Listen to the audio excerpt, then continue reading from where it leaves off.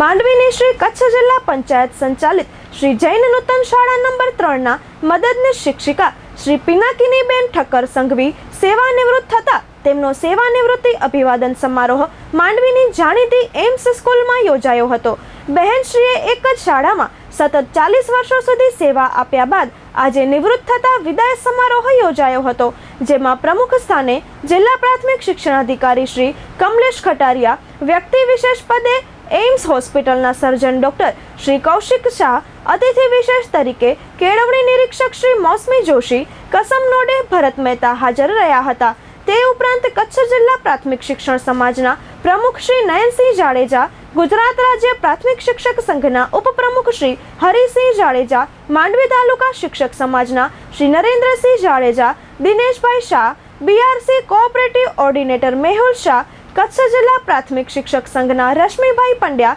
જૈન નૂતન શાળાનો નિવૃત્ત શિક્ષક સ્ટાફ વગેરે હાજર રહ્યા હતા। આ પ્રસંગે શિક્ષણ વિભાગના આગેવાનોએ ચંચળ ન્યૂઝ સાથે વાત કરી હતી। નમસ્તે, હું પિનાકીની સંઘવી 40 વર્ષની એટલે કે 4 દાયકાની જે મેં સફર કરી છે એમાં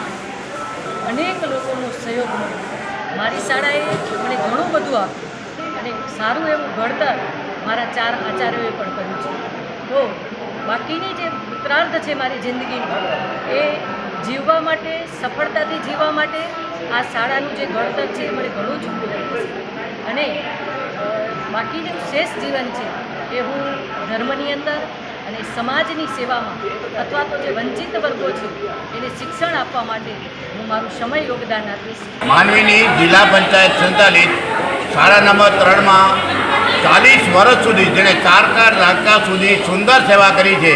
એવા પિનાકીનીબેન શ્રી ઠક્કર સંઘવી એમનો આજે ભવ્યથી ભવ્ય વિદાય સમારોહ યોજાયો અને એ વિદાય સમારોહમાં અમારા તાલુકા પ્રાથમિક શિક્ષણાધિકારી જે મારી બાજુમાં ઉપસ્થિત છે કમલેશભાઈ ખટારિયા સાહેબ એ પ્રમુખતાને સંભાળ્યો અને વ્યક્તિ વિશેષ તરીકે સેવાભાવી તબીબ ડૉક્ટર કૌશિક શાહ હતા અને અતિથિ વિશેષ તરીકે કચ્છનું 10,000 પ્રાથમિક શિક્ષકોની જે લીડરશીપ સંભાળી રહ્યા છે એવા કચ્છ જિલ્લા પ્રાથમિક શિક્ષક સમાજના પ્રમુખ નયનસિંહભાઈ ઉપસ્થિત છે અને ગુજરાત રાજ્ય પ્રાથમિક શિક્ષક સમાજના ઉપપ્રમુખ માન્ય શ્રી હરિસિંહ જાડેજા અને અમારા તાલુકા શિક્ષક સમાજના પ્રમુખ નરેન્દ્રસિંહ જાડેજા, આ રાહુલભાઈ અને એમ સતત આ બધા કાર્યક્રમ જે છે એ ભવ્યથી ભવ્ય કાર્યક્રમ થયો અને બધા રાજ્ય કક્ષા સુધીના અધિકારીઓ અહીં ઉપસ્થિત રહ્યા, સંગઠન પણ ઉપસ્થિત હતું। આપણે પિનાકીનીબેનને શુભેચ્છા પાઠવી, બધા વક્તાઓએ પણ શુભેચ્છા પાઠવી છે। પિનાકીનીબેને આજીવન સેવા જ કરી છે, ઘણા બધા એમને એવોર્ડ પણ મળ્યા છે, એમને ચિત્રકૂટ એવોર્ડ પણ સંગઠને જ અપાયો છે, ભાઈશ્રીનો એવોર્ડ પણ મળ્યો છે, ઇનરવિલનો એવોર્ડ મળ્યો છે, જૈન સમાજે પણ એવોર્ડ આપ્યો છે, ગુજરાત સરકારના પણ એવોર્ડો મળ્યા છે અને પિનાકીનીબેનનું જીવન સતત સેવામાં રહે છે। આપણે એમને શુભેચ્છા પાઠવીએ, લાંબુ જીવે, ભગવાન એમને સારું આ સુંદર વધુ સમયનું આયુષ્ય આપે, નિરોગી આયુષ્ય આપે અને સેવાના કાર્યો કરતા રહે। તરીકે જેમણે પોતાના જીવનના મહત્ત્વના વર્ષો શિક્ષણની સેવામાં અર્પિત કરી અને વિદ્યાર્થીઓ અને શાળાના વિકાસ માટે પોતાના તમામ સમયનો જેમણે સદુપયોગ કરી અને વિદ્યાર્થી ઘડતર કરેલું સેવા શિક્ષક જ્યારે નિવૃત્ત થતા હોય ત્યારે પોતાના સમય ગાળો પૂર્ણ થતાં ધારાધોરણો મુજબ એમને નિવૃત્ત થવું પડતું પણ એમણે પોતાના સમયની અંદર જે કામ કરેલું છે એ કામની નોંધ એ હંમેશા સમાજ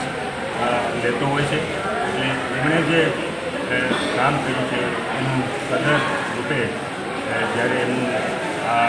સન્માન થતું હોય છે, આજના આ સન્માન કાર્યક્રમમાં જે શાળાના આચાર્યશ્રી અને તમામ સ્ટાફ અને તમામ જે આયોજકો છે એમણે ખૂબ સુંદર મજાનું જે સન્માનનું આ કાર્યક્રમ યોજ્યો અને આ બધાએ સહયોગી થઈ જે સેવાઓ આપી અને અમને પણ આ ઉત્તમ એટલે કાર્યમાં ઉપસ્થિત રહેવાનો અવસર પ્રાપ્ત થયો માટે અમે પણ અમારી જાતને સૌભાગ્ય ગણીએ છીએ કે આવા સુંદર મજાના કાર્યક્રમમાં ઉપસ્થિત રહેવાનો અવસર અમારા માંડવી તાલુકાના મોટા બેન જૂના બીઆરસી અને 40 વર્ષ સુધી એક જ જગ્યાએ નોકરી કરી એવો રેકોર્ડ છે અને 3 એવોર્ડ જેને મળ્યા છે। અને ખૂબ જ બધા જ સમાજને સાથે રાખીને આજે એક મોટો કાર્યક્રમ કરવામાં આવ્યો. બહોળી સંખ્યામાં બધા જ હાજર રહ્યા અને વધારે વિશેષ તો એ છે અમારા રિટાયર્ડ બહેનો પણ જૂના જે હતા એ બધા જ બેન માટે લાગણી બતાવી અને હાજર રહ્યા છે. અમારા સંઘના મિત્રો, ઓફિસના મિત્રો સૌએ શુભેચ્છા પાઠવી છે. અને પિનાકીની બેનનું કામ જ એવું છે કે જેની નોંધ સમાજે લેવી પડે, એટલે અમારા બધા વતીથી એમને ખૂબ ખૂબ શુભેચ્છાઓ. પિનાકીનબેનના વિદાય સમારંભમાં હાજર થવાનો મોકો મળ્યો. ખૂબ જ આનંદ થયો. સાચા શિક્ષકનું સન્માન થયું છે અને પિનાકીનબેનને અમે નિવૃત્ત શિક્ષક સંઘમાં પણ આવતા. ધન્યવાદ.